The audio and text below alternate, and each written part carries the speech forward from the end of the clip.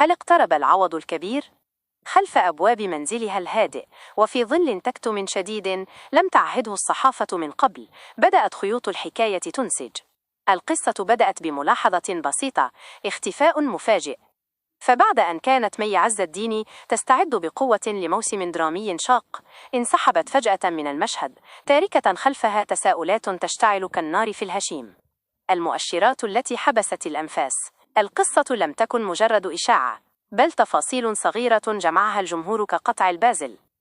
اعتذار اللحظة الأخيرة. في الوقت الذي كانت فيه العقود توقع، قالت مي لا للتمثيل، وهو ما فسره المقربون بأنها أوامر الأطباء بالراحة التامة لحماية حلم طال انتظاره.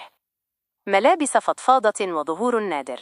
في آخر إطلالة خاطفة لها، بدت مي بملامح مرتاحة ووجه يشع نضارة، بملابس واسعة لم يعتدها الجمهور الذي يلقبها برشيقة الشاشة، مما جعل التعليقات تنفجر: ألف مبروك، ملامحك ملامح حامل.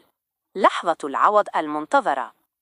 الحكاية هنا ليست عن مجرد خبر صحفي، بل عن امرأة صبرت سنوات طويلة وواجهت ضغوط المجتمع بابتسامة، لتأتي اللحظة التي يهمس فيها في أذنها بأنها ستصبح أمًا.